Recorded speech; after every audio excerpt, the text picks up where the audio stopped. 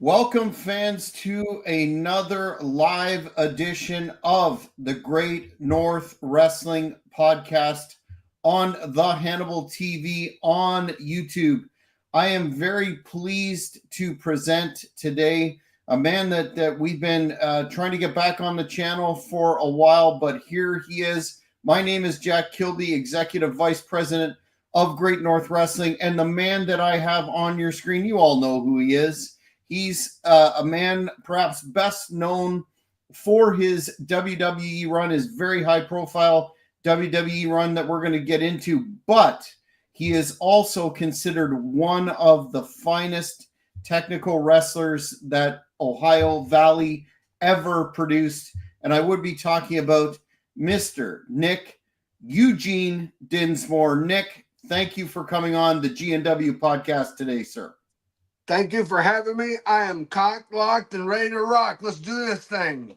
All right. Well, we've got a tremendous amount of fan input that has been sent in. But before we get into that, I wanted to ask you, because the Hannibal TV is Canada's top combat sports and pro wrestling channel. I know you've done a lot of wrestling in Canada over the years, and considerable amount in recent years in Northern Ontario and into parts of Winnipeg. How do you find the Canadian fans respond to you whenever you're on a show? Oh, I feel like the Canadian fans love Eugene. I always feel the warmth. I just got off a big tour with CWE, just like you're talking about, all through Ontario. I've been on tours also with CWE, all through Manitoba. I finished up in Winnipeg. I feel like Winnipeg is Eugene's home away from home. I don't know if I can make that official. I don't know if we got to go to the mayor or the prime minister or somebody, but if we can make Winnipeg Eugene's home away from home, that'd really make me feel good. Well, I think we could probably hook that up directly through the city, since we don't really have a functioning government right now. But we'll get into that perhaps down the road.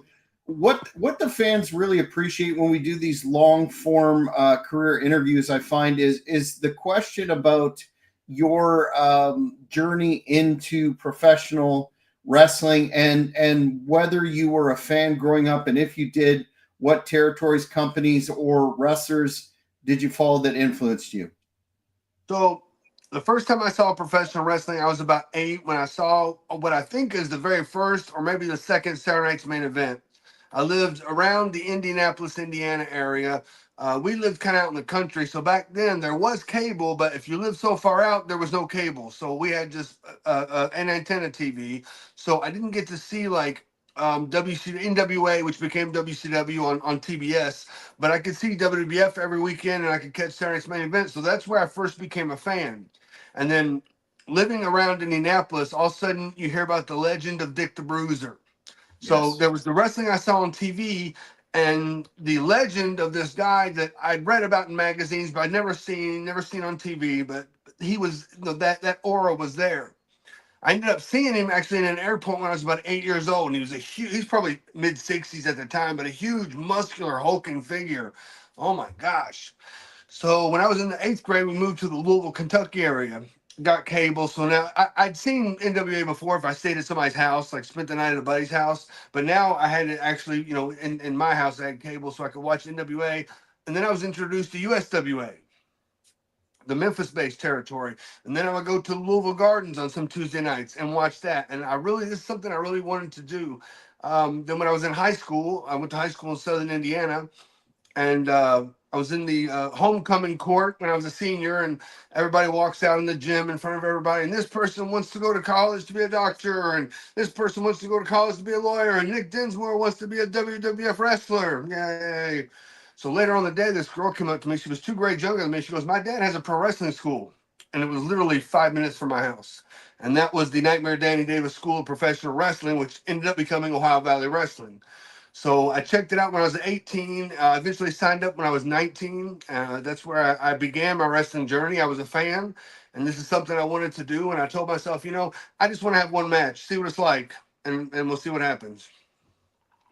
Wow, definitely a fate type situation. Did you, when you went to start, we've heard a lot about the training process, you know, the old school training process, and then, you know, the later generational training process, you know, way different from anecdotally what you hear today. What was your, and Danny Davis had and still has such a great reputation for being a trainer. Did you get a lot out of the process to prepare you ultimately that perhaps the cookie cutter WWE or elsewhere approach doesn't? Well, yeah, absolutely. Like, I mean, Danny was very hands-on, and Danny was just fresh off the territory era. You know, this was a very transitional time in pro wrestling. You got to think there was no internet, or the internet had just kind of started, because I started around 96, so the internet was around, but it was very, like, not many people had it. And he was just, you know, teaching guys how to become pro wrestlers in hopes to make it to USWA, which was still coming locally every week. And it was very transitional. But as he built and more guys, you know, wanted to wrestle, and then when USWA shut down, so there's no wrestling in Louisville, we kind of expanded to the Louisville area. And as it just progressed, it so happened that Jim Cornette was from Louisville. He was living in Connecticut, working for WWE, and he decided he wanted to come home. And Cornette realized that the business needed a feeder system. So what better than somewhere in his hometown with a guy he knew, a guy he trusted, and they built Ohio Valley Wrestling about mid '98. Yeah, that was of course one of the questions that the fans sent in, given the fact that that period of OVW is regarded historically as one of the you know, the golden eras of that particular territory and company. But they also, of course, wanted to know about your experiences with Mr. Jim Cornette, which I'm sure you have quite a few. He seems to have taken a shine, at least by what he said on his podcast about you, like off the hop. Yeah, absolutely. I mean, Cornette helped me out. Jim Cornette has helped me out as much as I give credit to the Hustler Rip Rogers, the Nightmare Danny Davis, and even William Regal. He was one of the pillaring teachers in my career that took me to that next level. You know, Danny was the guy that taught me the moves and how to do them and when to do them and how to stand, and how to look good, how to protect myself, how to be a businessman. Rip was the guy that taught me how to perform in front of a live audience in the ring and really puppet those people. But it was Cornette that first taught me how to be a top guy. And without Cornette, I mean, I never would have been able to succeed. Without all of them, I wouldn't have been able to succeed. But Cornette was the one that really taught me, okay, now we're doing stuff, angles as a top guy. And he always wrote me in OVW as the top baby face, the top heel. I was the local baby face. You know, I mean, he put me over strong. And as myself, Rob Conway being another one, Doug Basham, and the Damager, who became Danny Basham, were also other talent that Cornette would weave the WWE developmental guys through to get them prepared to go to TV. And eventually, you know, the four of us had so much experience and we were so good that we rose to be on the main roster and be on TV.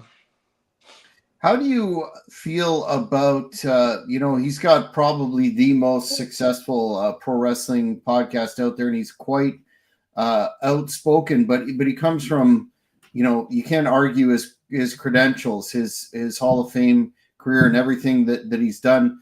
How do you respond? Because you're still active, as we talked about, out there in the independent circuit. You see the product as it's evolved, and that's another question I have down the road, but I'll jump it in now. How do you feel about some of the overly critical critiques he has of the modern wrestling product and the business, and particularly AEW? You mean Cornette? Yes, sir. Is he in the Hall of Fame? He's had a Hall of Fame career. I believe he's definitely. Well, without a doubt, he's had a Hall of Fame career, but didn't he induct the Rock and Roll Express? The Midnight Express is not yet in the Hall of Fame, and that's a travesty in itself. I agree with everything he says on his podcast. Now, I like Jimmy, but 8 hours a week might be a little bit much for me to consume if you want it. But I was just with a guy over the weekend, and he goes, I'm a trash man. I'm on the back of the trash truck for hours, and I listen to 8 hours of Cornette a week, and he loves it. And I agree with everything Cornette says. I mean, he's old school and to the point, and it's that basics of philosophy that you need to bring yourself out in, and maybe a little bit updated, maybe a little bit current. But when you start straying from the basics, which is what he professes, then it comes off as not a competitive sport. I think if I throw a grenade in the middle of the ring, everybody falls down. It's funny, it's great, it's laughter, and it has a place on a wrestling show. Eugene could do that, but we're not doing pro wrestling. We're not doing a worked physical competition of wrestling or MMA style, you know, holds and trying to get someone to win and trying to get someone to lose. That's what we're trying to do. We're trying to put on this, competitive match. Yeah, those are good points. And when you're out doing your thing in the modern era, and some of this ridiculous stuff like the Invisible Man and like you said, the exploding grenades, that Shikara style, or whatever you want to call it, that's probably not fair. But when you're presented with, they want to book Eugene on the show, do they know what Eugene brings to the table and they kind of stick with that? Or are you asked to do sometimes some bull crap, for lack of a better term, that you're just not comfortable with? No, no, no. And on all the indie shows I've done, I've never had someone come in with a disrespectful idea. Most of them either have no idea or they've got an idea that's pretty good, or maybe we can tweak it just a little bit and make it fit. Let's do it here instead of here, that kind of thing. But, most people ask me, what would you like to do? And I'm like, oh, no. What do we need to get out of this? After I leave, who needs to be remembered? The guy I'm wrestling, the manager, the promoter, the babyface, whatever it is. And I try to leave the company, or at least my segment, the guys I work with, better after I leave than me just going there and winning and selling pictures. Because I want the business to thrive. I want, when The Rock came out and met Eugene and they became friends and nobody knew The Rock was coming, that was a top guy reaching down and pulling somebody else up. And that's what I feel like. I'm no Rock, of course, but in my limited ability, when I go to these independent companies, I want to make somebody look good so that the next time those fan comes, that guy wrestled Eugene, or he was in the ring with Eugene, or something that elevates these people, because that's what you're supposed to do to keep the business alive. Yeah, bravo. Very, very old school attitude. Mike D has an interesting question. We've got lots piling up here. He's asking, growing up in Kentucky, were you a Miss Elizabeth fan? Well, the first time I saw Miss Elizabeth, I was probably still living around the Indianapolis area, but of course I was a Macho Man and Miss Elizabeth fan. Now, she was from Bardstown, okay? When my mother was, I guess shortly after I was born, she worked in like a medium security prison in Bardstown, Kentucky, where Miss Elizabeth's mother, uncle, somebody worked there as well, because that's where Randy met her, was in Kentucky, in Bardstown, Kentucky. So I never got a chance to meet her, but in the place that I lived, I mean, she was known as being. I mean, I wasn't necessarily. I lived in Southern Indiana, so I wasn't. I was born in Kentucky, but I was a Kentucky boy, and she was a famous person. Being a fan of WCW, I had to ask you about you did a lot of work on TV for WCW. You surprisingly, when I was doing research, you wrestled a lot of top names there. Wanted to ask how that those shots came about, and was there ever a consideration, given the fact that even though you were in an enhancement role, anybody could look at your work and go, this guy's got something. Did you have any fans in the company at the time, that whole deal? Well, I could lie to you until they had thoughts of putting the world title on me, but I don't know how that would work. So after Brian Pillman passed away, they had the first Brian Pillman Memorial Show in Cincinnati, and they sent people. Stone Cold was there. Sonny was there when Sonny was managing the Road Warriors with that big spike outfit. But then WCW sent like Jericho was there. ECW sent like Candido, and he was all just jacked up. And all the companies, all the independents came around Cincinnati and had the first benefit show, which they gave to his wife and his kids. And I was in the ring, young Brian Pillman. I believe she was pregnant with him in the photo. I think so, or maybe he had just been born. But I did the first Brian Pillman Memorial Show, and Terry Taylor saw me. Terry Taylor was working for WCW as a creative / talent / scout role, and he started calling me in. So from 98 to 99, I did, I don't know, two Nitros, 3 Thunders, and 10 Saturday nights, something like that. Now, this was when WCW was still on top, but the rails were starting to come off, because I assume they were so disorganized that they released Terry, and all the people that he was the one bringing me in. All of a sudden, I had no contact. Now, I also realized that that was on me while I was there. I should have made other contacts with other people in similar positions just in case that happened. I was 21 years old, man. I was wide-eyed. I was like, oh, my God, this is so cool. I'm wrestling Big Papa Pump on Nitro, on live Nitro. You know what I mean? I'm like, oh, my God, this is so cool. So I just kept my eyes open, my ears open, my mouth shut, and just tried to, represent myself as best I could. Was that ever something that, in terms of Taylor leaving the company, did they ever look at bringing you in a more a mid card role, or did that just sort of evaporate because you did get an awful lot of TV time? I think when he got released, that was my contact and my go-to, and that connection just ended. I don't know that anybody else picked up the ball on myself or anyone else that he was calling. So if I would have been able to, get my way back in, I think I would have been right there with that New Blood Rising angle. You know what I mean? Which means I could have been right there on the WWE Invasion angle, which means I could have made it to TV a lot quicker. But that's hindsight. One thing though, when Terry Taylor got released, he got hired by WWE. So then, by the end of '99, he had hired me to a developmental contract. So I was one of his guys, and I'm still friends with him today, and it worked out in the end. Yeah, absolutely. You could say that for sure. Before we get into your WWE stage, we've talked about OVW a bit, and I've had the pleasure of interviewing a number of OVW talents from your genre. I wanted to ask you about what you would consider. Actually, it's a two-part question. Your highlight there being a 9-time champion, that team with Rob Conway, and I know you've probably caught the Netflix series, and guys like Cash Flow are starting to get some shine and some mainstream publicity. What do you think of the current situation with OVW and your highlight there? So some websites say that I won the heavyweight title 10 times, but who's really counting? You know what I mean?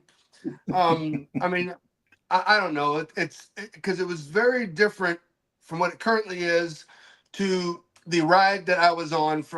We were on Watt Street in a building with a little curtain. Then we moved to Mechanic Street, which is, if people see the older tapes with the pillar in the middle of the video, if you see any of those, the guys where Brock and Cena were, that was on Mechanic Street.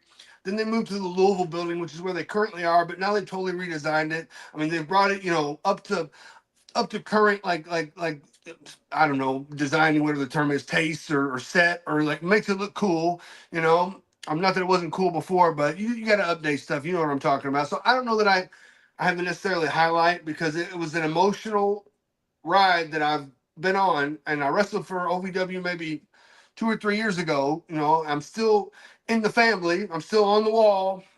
But it's a place that's very, very close to my heart. That they know I would do anything for them. As far as Cash Flow goes, I ain't never heard of her. I'm sure he's probably going to catch this, and we'll appreciate that. Let me put it to you this way. I believe he teaches the beginners class, which was my class that I founded and I started. So if hopefully he's doing the class well, because that was what is close to my heart, was taking the guys that had zero or very little experience and saying, this is how we do it, and then I can put them on to the larger group, and then they either fly or they don't. Yeah, and I'm not saying he's bad. I don't know if he's good or not. He has to be good if they're continually getting talent and stars. So might just be a little jealousy. I'm not going to admit to it. Might be a little jealousy. I'm just not going to admit to it.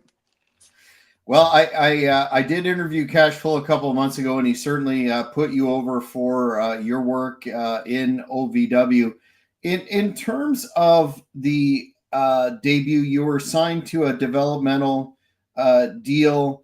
How did that come together by way of your transition? And correct me if I'm wrong, 2004 to the main roster. And I'm really interested to know a couple of things.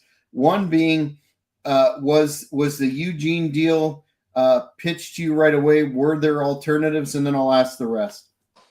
All right. So first off, Eugene was my idea that I pitched to them. But let's rewind back to 1999.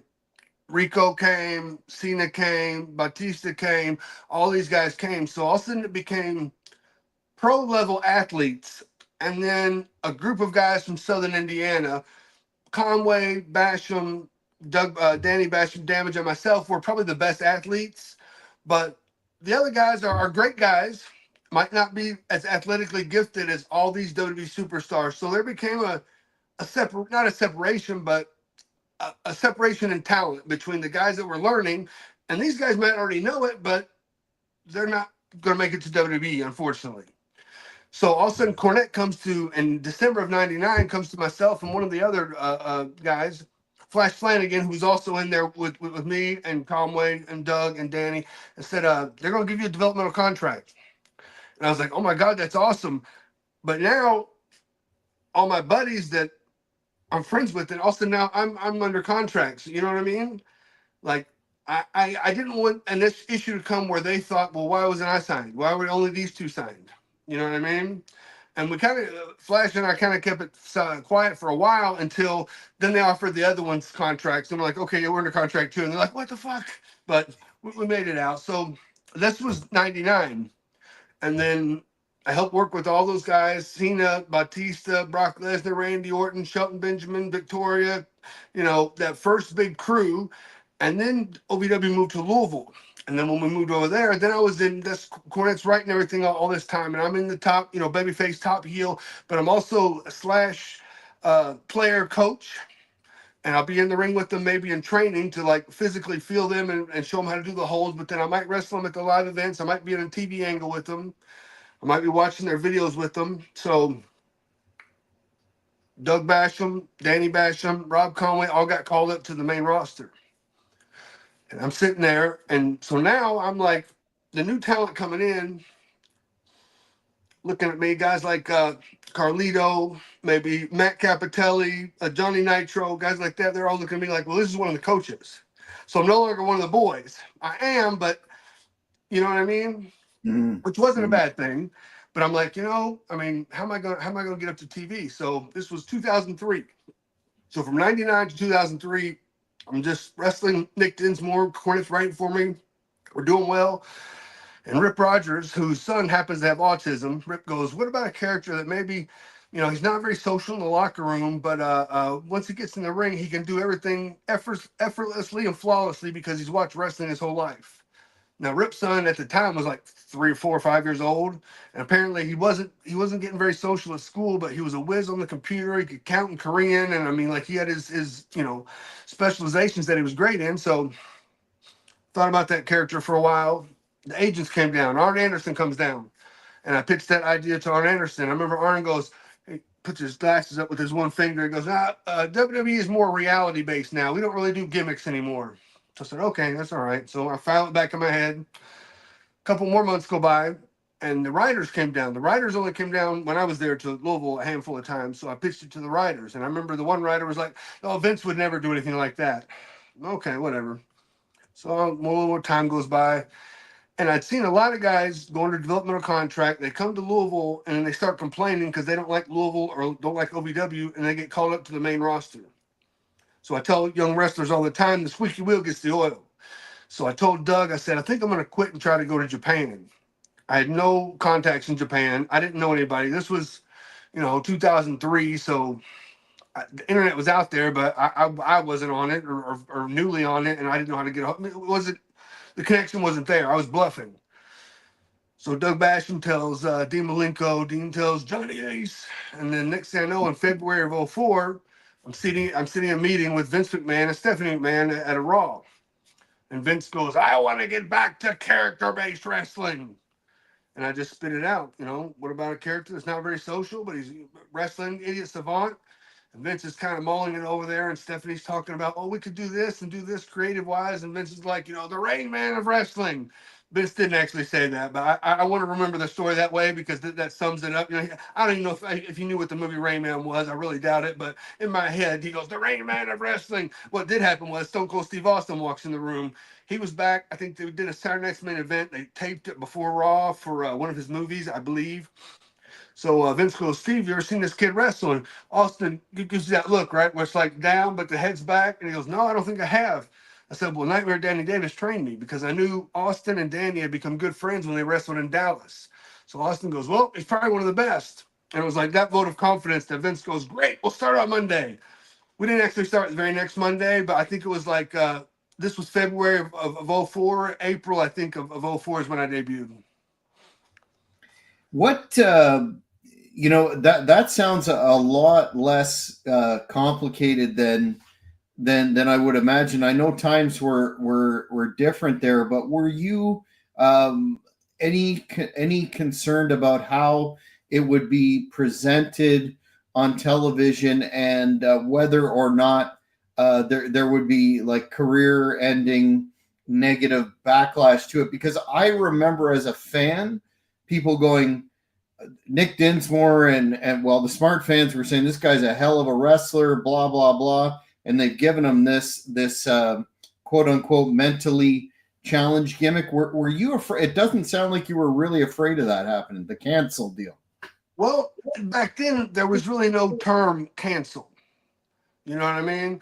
And in my head, this was going to be, at the time, it was after Austin and after NWO, but everybody wanted to be a cool, strong heel that got their moves in. And I wasn't going to be the biggest guy to do that. I wasn't going to be a body guy. I had to do something different. I wanted to be a sympathetic comedy babyface, that sold and made comebacks because that's what I was good at.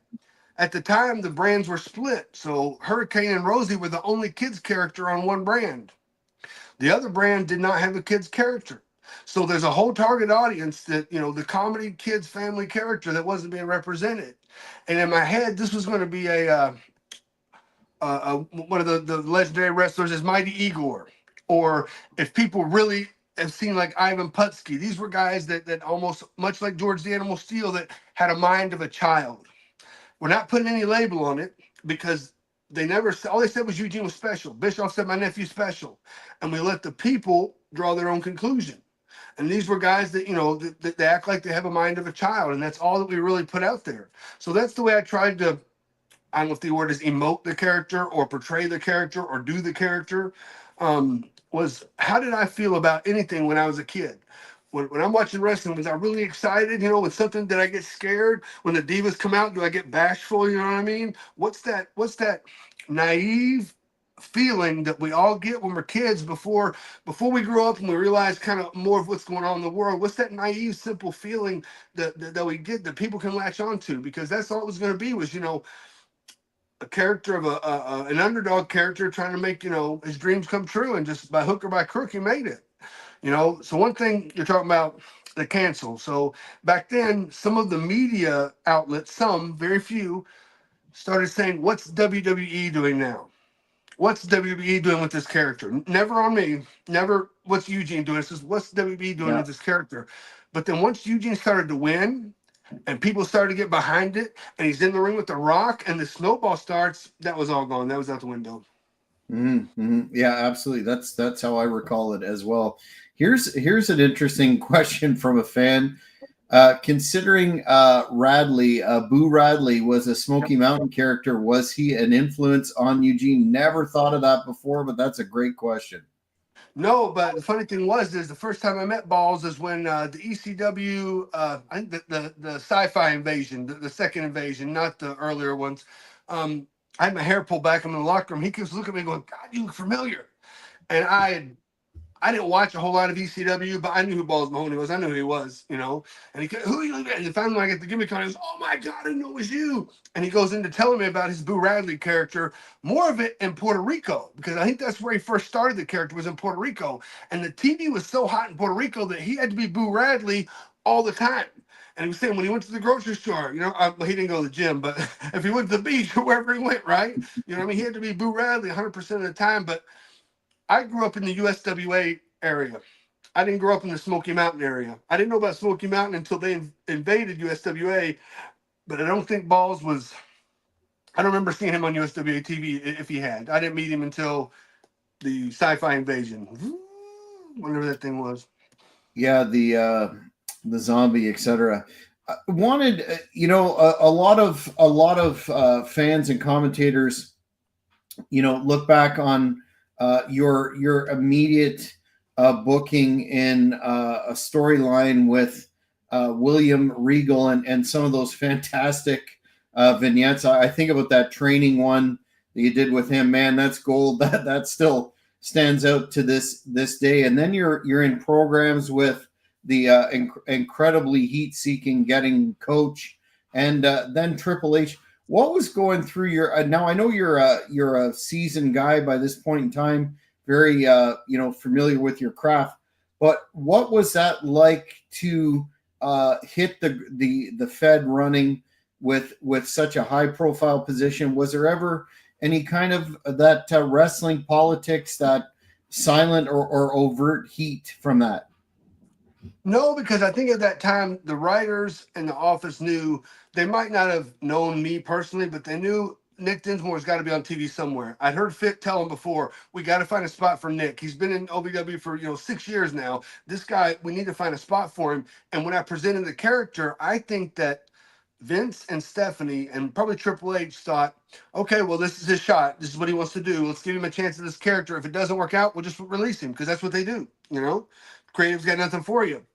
And before I was ever on TV, I had a non-televised match, a live event match against Lance Cade. And I remember it was the Final Four, the NCAA Final Four was going on. So we were in St. Louis in the afternoon. We weren't even a night show. Maybe 6,000 or 8,000 people were there. Eugene goes out in a live event. Now, if you're not on TV and you go out on a WWF live event, unless they've heard of you, which most of the time they haven't, you're going to get booed. And at the end of that match, Lance was so good that I got beat and they were chanting Eugene's name. Never seen him before. I came back through the curtain. Arn Anderson, Triple H, and Stephanie was with them. They were all standing ovation. And Triple H says, "You embraced the character. You became the character." It wasn't somebody out there like upset because I got to be Eugene. I'm just being mad about it. I heard Dr. Tom talk about that when he was a Body Donna. If you watch him, he wasn't into it. He didn't believe it here. And I went out there just having a good time, just being goofy and just having fun. I'd learned how to do all the moves. I could do an hour Broadway and not use the same hold twice, no sweat professional. And I was just out there goofing off, really goofing off.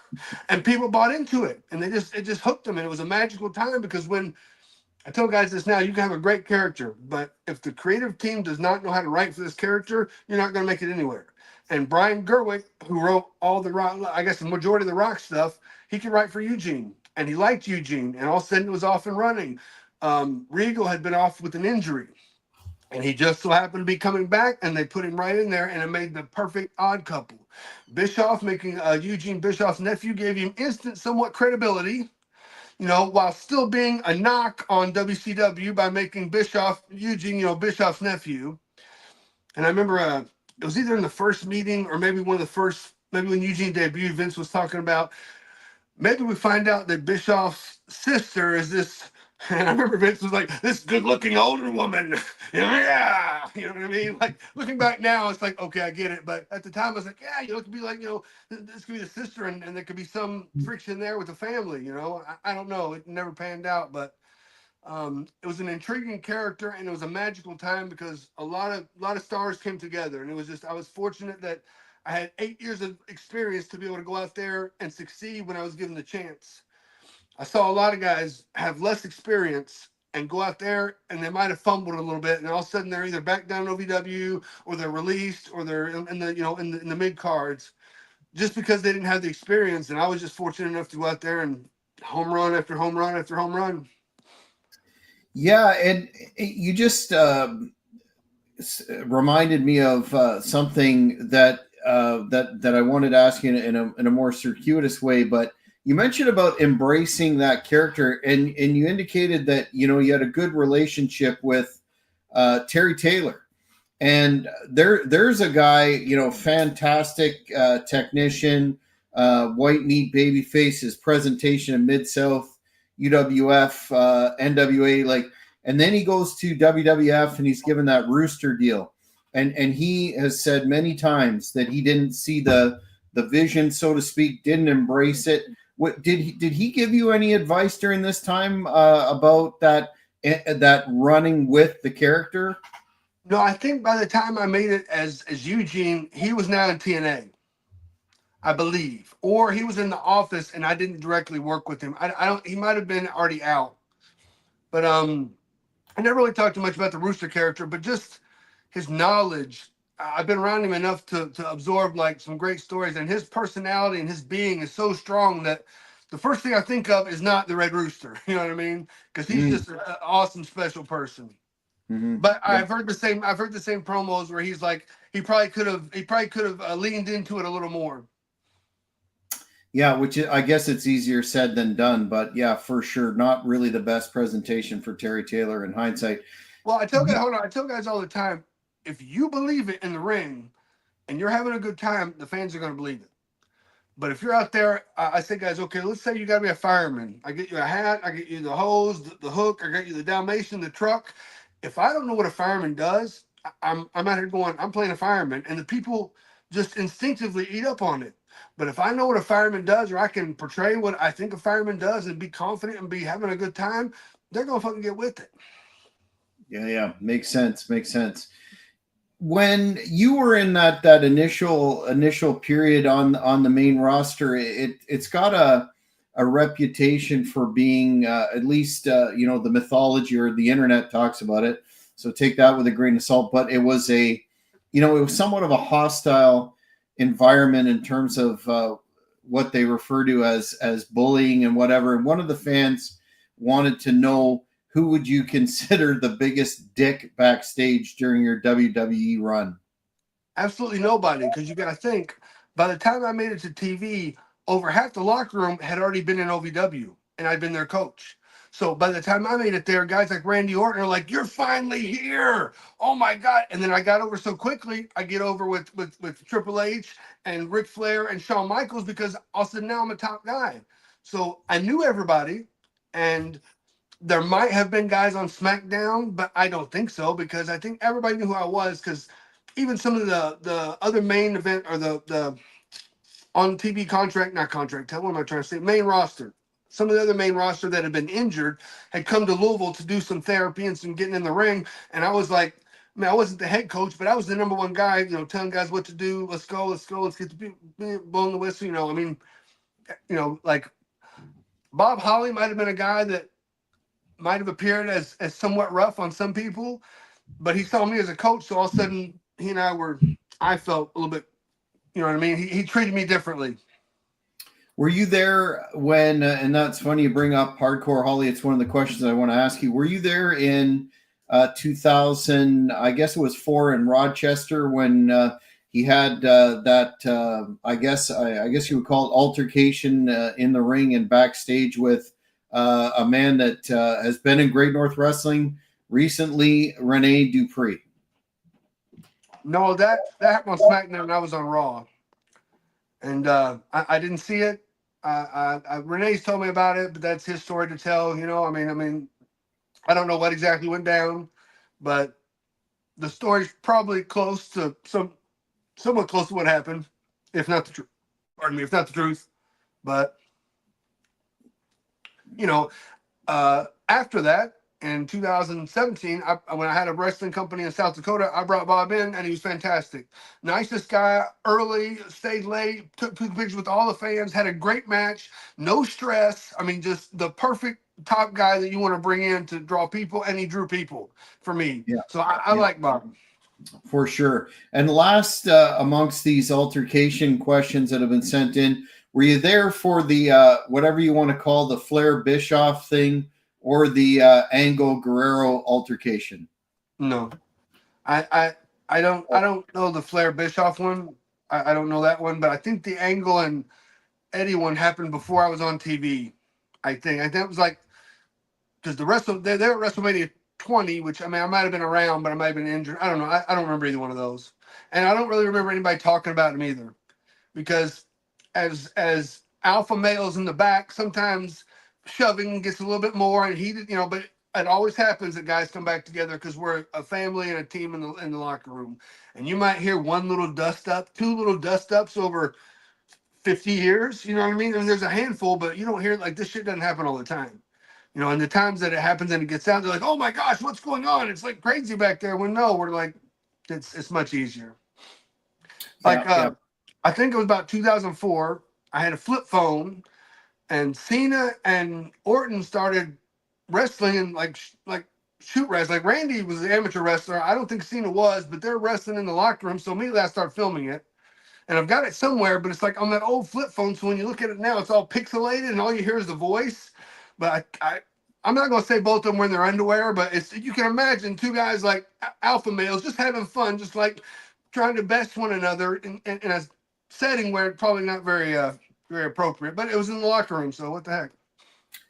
Absolutely. What, and you talk about, and everybody remembers that aspect of working with, Eric Bischoff and specifically that Taboo Tuesday deal where he got his head shaved, etc. There's that aspect of it under, I guess it would be really inside sort of baseball then, maybe not, about his association with Eugene being a rib. What was your experience like working with Eric in terms of embracing that I guess you could say it was unique position that he was in at the time? So I had met Eric when I did a few WCW shots in '98-ish. Shook his hand. How you doing? Nice to meet you. That was it. He didn't. I'm assuming he didn't remember me, of course, but that's okay. But when he was in WWE, he was 100% talent, 100% there, 100% willing to get over whatever it was. If he could offer something to make it better, that's great. If the writers say we want it this way, great, let's do it. I never saw him upset or pouty or boo-boo face or we shouldn't be doing this. The only time that he really, I mean, he came to Regal and I, and he was like, he wanted to get some good heat on Eugene going into the match where the fans get to choose if it's, I don't remember what it was, wear a dress, do something, or get your head shaved, and everybody chose head shaved. And they didn't really write him as much heat as I think he wanted to get that we could have gotten, which would have made the match a little hotter. But then again, this is not one of the heat-driven matches. This is a comedy match where he offered to shave his head. So he comes and he's talking to Regal and I about it, and Regal goes, well, you're going to have to do something that we used to have to do to you. Go convince them that your idea is their idea. So Bischoff gets up, runs off. There was no anger in this conversation. This was all buddies talking. You know what I mean? How can we make this better for all of us? You want this? Okay, let's do this. Bischoff takes off to the office. Then the writers come back. Yeah, we're going to go ahead. Because one thing that Eugene and Regal never got to do was the turn angle. Either Regal turns on him, which I assume would have been the best, or Eugene turns on Regal, whatever it is. But we never got to do it. So we're at the pay-per-view for the hair versus hair, the match where he got his head shaved. Bischoff got his head shaved. And the writer assistant comes back and goes, oh, yeah, Regal, they're going to have you turn on Eugene tonight. Eugene, we're going to shave your head. And Regal's in his three-piece suit. He just calmly gets up and walks off. Come back a little later. No, you're going to pin Bischoff and we're going to shave his head. So I don't know what was said outside of it. And I never saw any animosity or anger, or I never saw anybody talk bad about anybody. It was just, hey, this is better for business. This is better for us. I mean, Bischoff wanted to shave his head. He's the one who brought this up. You know, it sucks that we didn't give him enough heat, but we're here. You know, it wasn't. Bischoff was awesome. Awesome. Speaking of Regal, something popped into my head there. Was there ever any talk? You guys were a pretty engaging package in terms of a tag team. Was there ever any thought to putting those belts on you guys? We won the tag titles. Yeah, we won the tag titles in Indianapolis after Eugene had his rise and Regal was kind of there. Again, Regal was coming back from an injury. So when he finally got cleared to 100% wrestle, after I wrestled Triple H at SummerSlam, then we started our tag team, and we ended up beating La Resistance sometime after that. And we had the tag team titles. And then in Puerto Rico at the New Year's Revolution pay-per-view, I blew out my patella tendon. I tore my left knee, the patella tendon, and I had to have surgery. And I was scheduled to be out for 9 months, and I was only out for 6 months. But that's when they sent Regal to SmackDown, and the team was broken up. One of the many questions that the fans sent in, and we've got some here, of course, is your thoughts on working with Vince McMahon, being under his direction. And I'm assuming you saw that Netflix series, and a lot of questions have come in wanting your thoughts on Vince. And you've touched on a little bit already, but your any incidents with him or interactions with him, not necessarily incidents, and your thoughts on that series. So I watched the series. It was well produced. It was a WWE product. I mean, even though it was a Netflix product, it was a WWE promotional product. And I didn't like the fact that it talked about so much stuff that they did on TV, because we can go back and watch all that. If I want a documentary on Vince, I want to hear what was going on when the cameras weren't rolling or when he wasn't on camera. I don't want to see him. I don't want to rehash angles that we've seen in highlights for the past 15 years. You know what I mean? And I would say 3/4 to maybe 90% of it was just that. And it talked very little on his personal upbringing and the family, and just every little episode had a little bit, but I feel like that should have been much more. But it was a great presentation. I had a great professional relationship with him. I mean, when you're making money for Vince, all of a sudden, he wants to use you, and you're in and around. And the guys that are assholes or difficult to deal with don't last very long. Guys that, are very, I don't know. And you don't see them because, I don't know, the atmosphere in WWE seems different than what you hear in like maybe Hollywood, where some actors are like pushing their feet back going, I'm not doing this role, or I'm going to do it this way, or I have to have 19 jelly beans in my locker room. We were all family, man, and especially back then, and that's all I really have to draw from. But when I tore my ACL or tore my patella tendon, I went to Birmingham to have knee surgery, and I was there for about a month. I'm doing a therapy in Birmingham, and that's when Vince slid in the Royal Rumble and blew out both of his legs. Remember that? Yeah, but were they quads? I think he blew out both his quad tendons, and then Yeah, he goes to walking in the ring. Birmingham. He has surgery. I know where the hospital is. I know when he has surgery, so I just go in the hospital and ask for his room, and I go walk right up to his room, and he's there with the cast on both legs, and he hadn't shaven in a couple of days, and I could tell immediately like he was like, nobody sees him without shaving until the mustache came out recently. Nobody saw him without shaving, and I simply told him I knew he had somebody there. Somebody's there for him. I'm like, I'm in town. If you need anything, I'm here. I whatever you need, and I left. And my biggest regret, my number one regret, is I should have put a chair next to his bed and sat down and talked his ear off until he forced me to leave, and just picked his brain and talked to him as long as he would talk to me. I should have done that just to absorb the information, just to get a better relationship with him. But I was so scared and so nervous because that's Vince McMahon. Vince and The Undertaker were the only two guys that I really got nervous around in the back, and I don't know why. Vince just, I guess, for being Vince, but Taker still looked like some kind of, when he had all the gimmick on, he looked tough.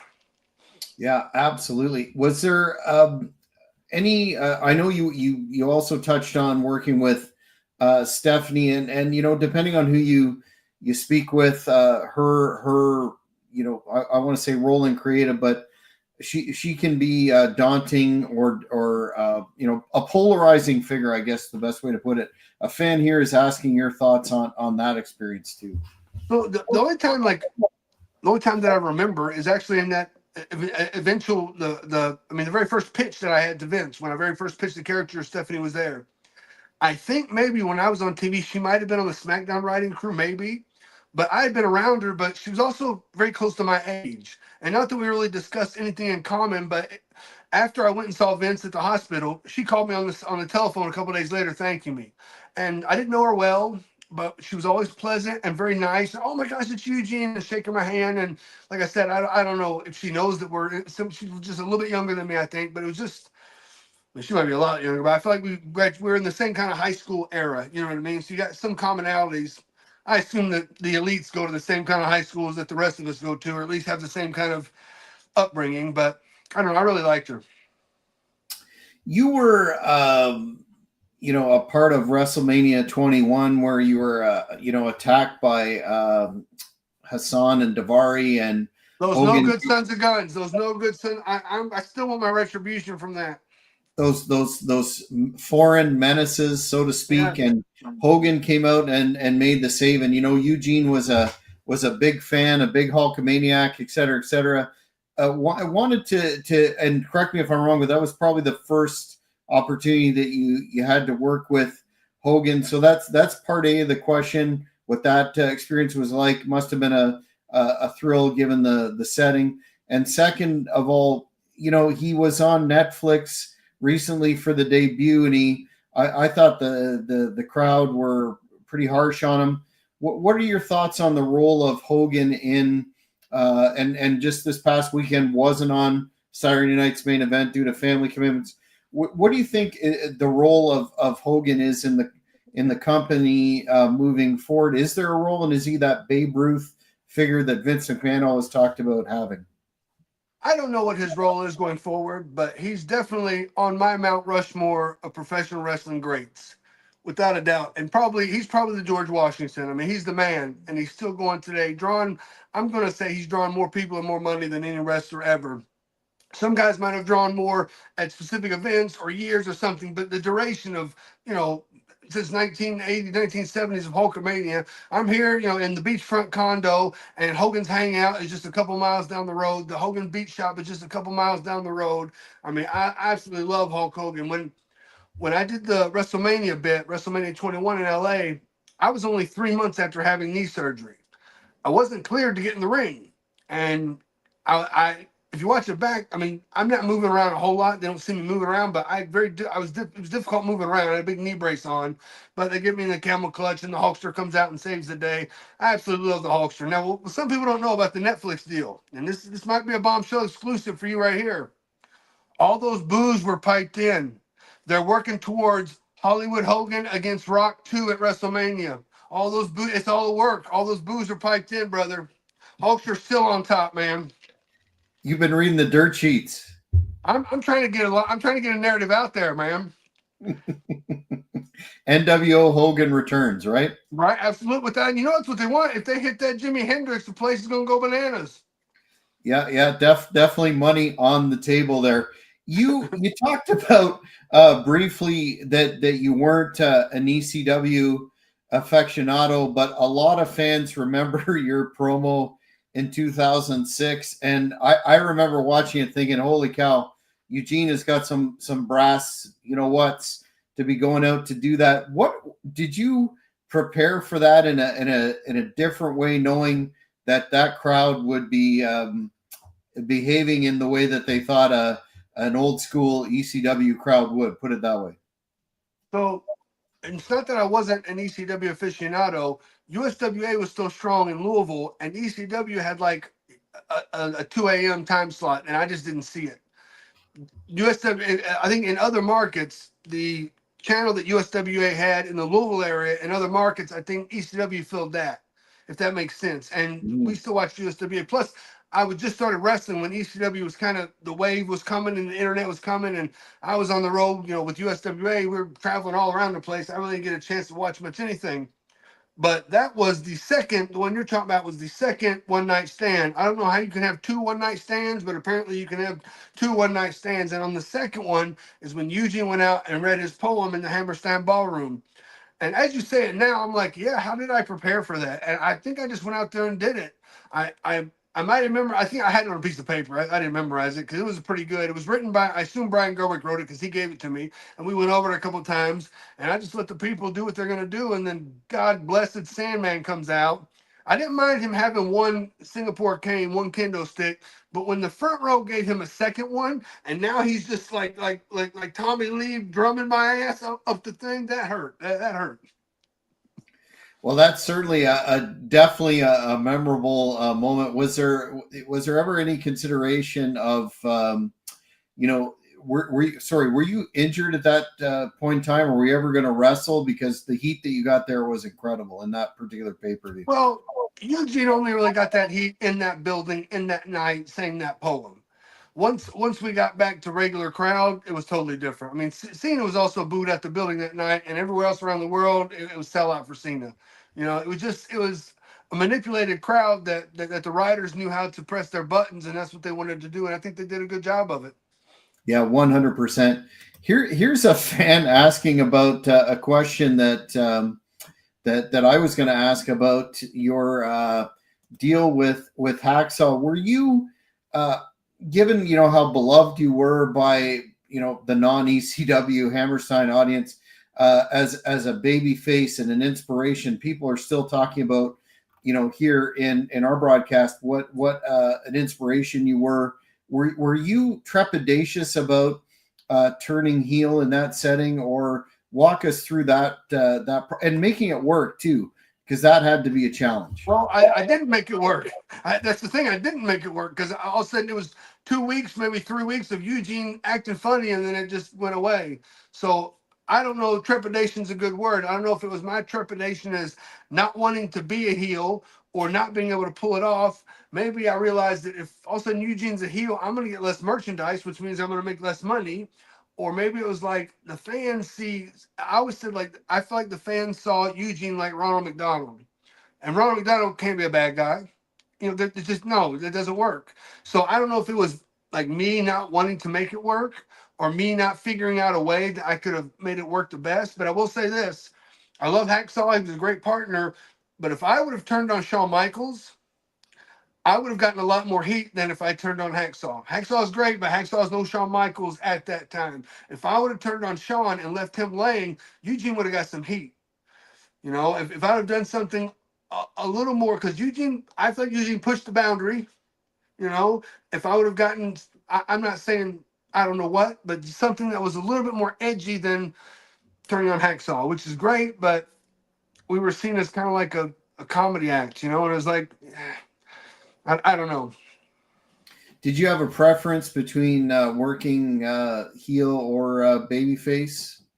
I feel like in pro wrestling, a good heel in the ring, somewhere inside their personality, they're a heel. You know what I mean? They're something. They might be a great guy to you, but something about them, there's a heel. Me, I've always been a babyface because that's me. I mean, someone asked Coach one time online, "Who's the nice guy in the locker room?" He said me, because I'm always wanting everybody to have a good time, get along, let's have some fun, whatever, and it's just go along to get along. I've learned how to be a heel in the ring, perform as a heel, and make all the facials and do the right moves and do the right things. But deep down inside, I want to hear the people cheer. Mm-hmm. And there's always a need for strong baby faces. Here's a fan question that I'm almost going to guarantee maybe you haven't been asked before. But when you're in the WWE, do you think it would have been a great idea for you to be the poster boy for Special Olympics worldwide and work with the athletes to be kind of an ambassador? So maybe possibly, yeah, without a doubt that could have been there. But this was back before Vince wanted to say the charitable works that WWE did. Used to be Vince did all kinds of charitable works, but he would not promote it. He would not talk about it. This is something we do because it's right, and that's it. And it was Cena that said, "Listen, no, wait a minute. This is we got to tell these people what we're doing because we're doing great things. We're making people happy. We got to show everybody exactly what we're doing." And I think when that happened, it was right around the time that they went PG and tripled their advertising dollar, and everything exploded. But without a doubt, Eugene could have been in there somewhere. Yeah, Eugene probably still could be in there somewhere. Who knows? That's an interesting proposition. In 2007, you left the company, if I have the year correct, and you had such an iconic character. It would just make sense for you to carry that on in your non WWE tenure. Two-part question again. The first being, how do you feel you've modified the name of your character, your presentation a bit because of the whole intellectual property deal? How do you feel about the WWE, at least historically, not allowing talents to take their characters out, on an independent level, not even say a competitor, so to speak, which there isn't any. And was there ever any thought to you returning to WWE in a non-Eugene character, like a shooter Nick Dinsmore? No, the last part, no. I was never going to come back as just a wrestler. I didn't mind them. If we sign over our intellectual property to WWE and they own the rights to it, I mean, that's the rules, that's the laws, If you come up with intellectual property and you patent it yourself, then it's yours.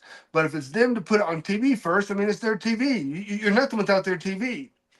I don't know if now they've kind of relaxed on that, but I will say this: Eugene changed to the letter U-GENE, and I sold the EUGENE intellectual property that I came up with. I didn't sell it. I signed it over to WWE. But the U-GENE intellectual property that I have is now completely different character. I don't do the same moves. I do the same moves. I don't have the same act. I've got the exact same act. You know what I mean? It's just modify the words a little bit. But I've never once received any kind of cease and desist for them to say, don't be Eugene, don't do this. I mean, I've still been in somewhat good connections with them. I don't think I've burned a bridge. We wrestled in France one time. Scotty Tuhati was there. A couple other Balls was there. Sabu was there. Test was there before he passed away. And we were going to do live TV in Paris. And WWE sent the promoter a cease and desist on the WWE music. Couldn't be used. Not the characters, not the names, not anybody, none of us personally, but the promoter. We were on tour for like 17 days, and the only one they cared about was the TV in France that you couldn't use their music. Yeah. I don't know. Seems reasonable. Here's a... Sorry, go ahead. Sorry. No, go ahead. There was two parts, but I answered the second part first, right? Yeah, you hit the other one about coming back just as, a different character altogether. Say you had a wake up from a amnesia deal or something. That was never on the table to come back and just be a badass technician. That's what Al Snow did in OVW, and I had a short stint in 2007 right after I got released. He had me wake up from a bad dream. Oh, that was a bad dream. And I went back as Mr. Wrestling, but there was I was re-signed in 2009 for a short period, but then I got beat by the Calgary Kid who turned out to be Miz in Calgary. So I was there for less than a cup of coffee on my second time. Mm-hmm. One really deep cut fan question that I got was referring to your involvement in 2009 in Hulk Hogan's, I guess, infamous Australian tour that was plagued allegedly by travel and financial issues. Do you have any memories of being involved in that deal?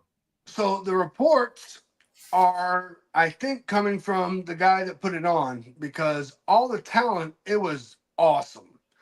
All the talent got paid exactly what we were supposed to get paid. We were flown. I mean, I wasn't first class, but I was flown to Australia, and we did 4 cities, but then we would stay a couple days in each city. So it's like there was no hectic travel. It was very relaxed. They went to the buildings that WWE goes to that holds 25, 30,000 people. They drew 10 to 15, which was a great crowd, but they got this huge building they got to pay for, and they didn't fill it up. It was more on the promotion, didn't book the buildings that would have been best for the crowd that we actually drew, and they were expecting, packed out everywhere. But it was awesome. I mean, one day, Hulk's down in the pool, and we're all out there in the pool, and I got my picture with Hulk and all the whole crew. But Hulk wrestled Ric Flair. Flair was kayfabing. He was on the other side of the pool by himself. So I walked over and I sat with him for a little while, but he was just there sunning himself. But it was just so cool. It was, and the food was great. Like for the first couple towns, they were like, oh, just go to the buffet. And they put us up in 5-star hotels, 6-star hotels. And one buffet was like $85 a plate. And I'm like, oh my gosh.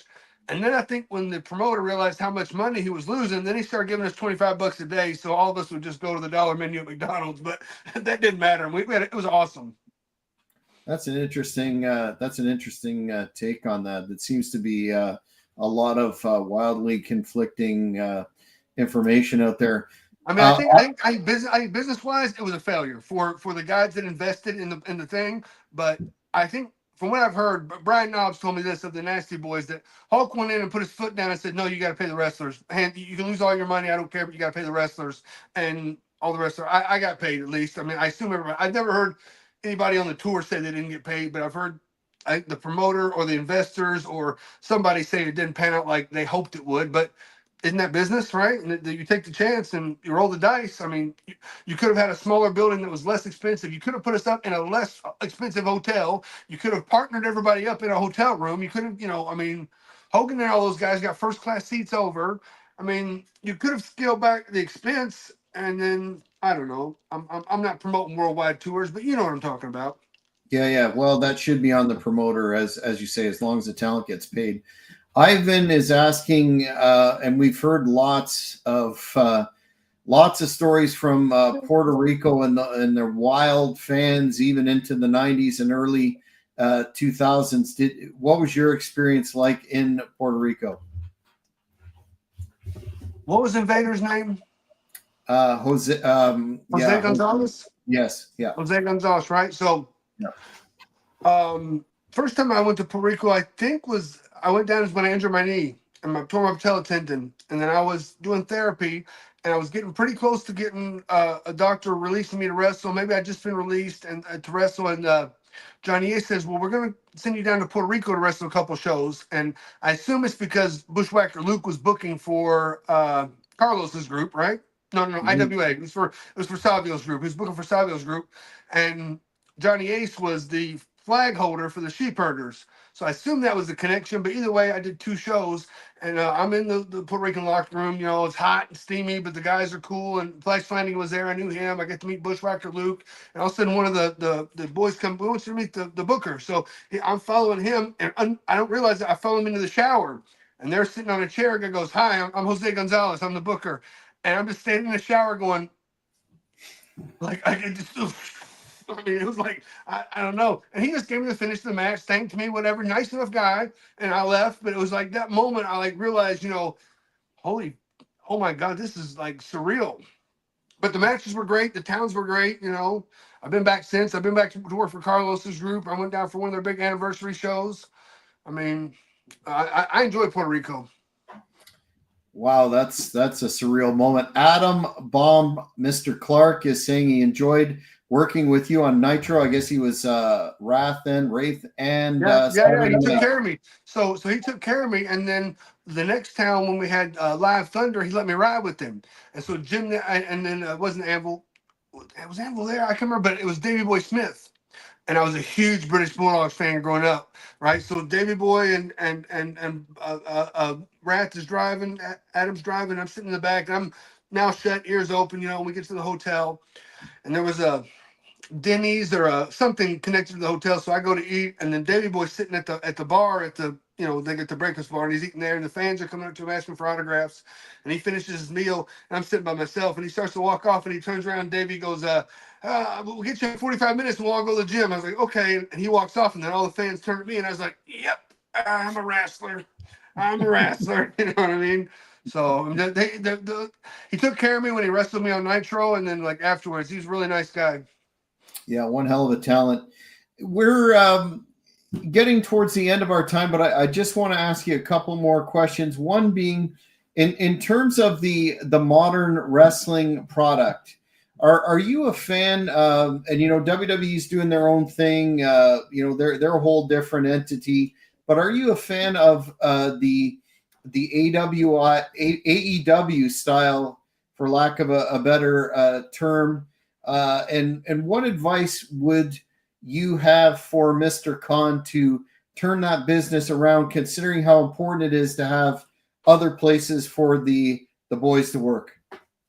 So I don't really keep up with any of the current product. I can't get away from it on social media, so I do see clips and highlights and pictures and stuff, and I don't know what I could tell Tony Khan other than if you were to hire Nick Dinsmore, I'm sure all those problems would just sort itself out. That would be the number one thing. I mean, I'm just saying, but is the company making money? Because realistically, it's a television show portraying a live event. It's no longer the model of a live event that's being filmed and put on TV to advertise the live event. It's now a TV show. You know what I mean? And if the ratings, if the TV is making the money, I mean, isn't that what you're trying to do? That's the business model, is to make money. I mean, how can you say something if it's not making money? Then you can say maybe it's not as successful as it can be. But if it's making money and everybody's happy, maybe you're not making what WWE's making, but they're like the Coca-Cola and you're the Pepsi, man. You know what I mean? I mean, not that AEW can't surpass WWE at some point, but if you're making money, I can't see how people can say it's a failure. If they're not making money, or if they're just getting by, it might be struggling, and I don't know if that's the case. Because everybody complains about what the ratings are, but I don't hear what the advertising dollars are. I never see a post that says, I might not look for them, but I never see a post that says, oh, well, they only made $350,000 in one quarter of this TV, and if you're making that kind of money on primetime cable TV, I don't know what their production costs are. I don't know what their talent costs are. I don't know what their operating costs are, but I don't know if they're succeeding or failing, but they're still on TV, and that gives the guys somewhere to work. So I'm all for it. Yeah, I mean the common discourse has it that AEW is losing, a lot of money. But do you also think that wrestling fans should probably go back to, instead of scrutinizing ad rates, key demos, quarter hours, earnings, to a more simple enjoyment of the product, and that would be better for the business across the board? Or is that like putting the toothpaste back into the tube, given we're in the internet age? I don't know if it's putting the toothpaste back in the tube, but you just described the entirety of America. You know what I mean? And so it's like, I don't know what the answer is. I don't think anybody knows what the answer is, but it's like people have a voice and they're allowed to have a voice, and they might say things that people disagree with, and people disagree. And everybody, I would hope that everybody wants to be cordial, but sometimes it doesn't happen. And we just have to learn how to live in the current environment that we're in. And I don't know if we're going to do that. I just turn off my social media and take a walk in the sun here in Florida. That's about all I can do. Yeah, and touch grass, as Mr. Punk said once. Well, this has been a very engaging interview. Certainly didn't disappoint. You have a wealth of experience and insights into your career in the business in general. But this is my final question, maybe a little bit difficult to delineate down or boil down, but what would you say you were most proud of from and not that you're retired, but from your wrestling career thus far, and how would you like the fans to remember you? What am I most proud of? Oh my gosh, it's hard to say. I mean, I was in there with The Rock. I was in the ring with Hulk Hogan at WrestleMania. I even pinned Vince McMahon. I got the action figure, the teddy bear. I got the T-shirt. You know what I mean? I was in main event matches that are known around the world. I just am thankful that I got to be on the ride. You know what I mean? And it's just me looking back and having the fulfilling the dream of the 8-year-old boy that was watching Saturday Night's Main Event and going, you know what? I want to do this. And it's just, I had the ability and the opportunity and the chances, and God willing, I made it, made it through. But going forward, I mean, people can check me out on my YouTube channel, which is Eugene Behind the Scenes. And I talk about some of the things that were going on as I was in my WWE run, but kind of behind the scenes and what was going on in the locker room, in the car. If there was a discussion, I might have personal pictures that I upload and show. But Eugene Behind the Scenes YouTube channel. And then I got my Twitter, which is at the letter U, GENE, Dinsmore, DINSMORE. And I'm just going to keep on LIVIN, as Matthew McConaughey would say, right? That's a very, I mean, one thing that comes from your presentation, I've seen your broadcast as well, is the fact that, you've been in a very difficult business for a number of decades, but you seem very positive and thankful and appreciative. Is that the key to having the longevity in the business that you have? I think that's the key to life, man. You can't live and say, I wish I'd done this, or you can't live in a regret essay. You know what I mean? That's what they say. You got to go forward. You got to play the hand you're dealt, and the only thing that you can really control is your attitude. So I mean, I'm thankful to be given what I'm given. I'm thankful to be here today, and I'm excited about the future. Well, I want to thank you again, Nick, for your time. It's been a really interesting one. Encourage the fans to check out all your social media and your products moving forward. And I have a feeling we'll do this again in the future. All right. Thank you so much. Bye-bye. Fans, that's it for this edition of the Great North Wrestling Podcast with the one and only Nick Eugene Dinsmore. Make sure, if you haven't already, subscribe to the Hannibal TV on YouTube. Hit that notification button, and you won't miss any of this great content. I'm Jack Kilby, thanking you for tuning in. Thank you for watching the Hannibal TV. Please like this video if you enjoyed it, and click the subscribe button to not miss any of our latest shoot interviews, match videos, or news.